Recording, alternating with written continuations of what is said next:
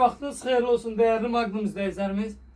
Sizler için yeni gelen bütün köynəklərdir, şalvarlardır. Hamısını bir giyinip sizlere təqdim edəcəm. Gördüğünüz kimi əynimdeki bu düğməsiz İtalyan varatnikli çok möhtəşəm modeldir. Qolları manjeti incitməz, ətəyi manjeti incitməz. Çok möhtəşəm model. Əynimdə gördüğünüz paçortulu Zegna firmasının çok möhtəşəm. Burada yani yazıları da var. Rimen vura da bilərsiniz, vurmaya da bilərsiniz.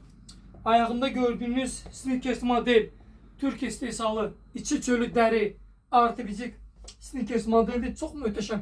Mən bu kombinin belə özüm düzəltmişəm. Yani bizdə rənglər çoxdur. Koftanın 3 tane 4 tane rengi var. Şalvarın 3-4 tane. Sizler için sadece mən bir tane dəst olarak giyinmişəm. Sizlere göstərirəm bu modeli. Sizler de öz zövqünüzə uyğun seçə bilərsiniz.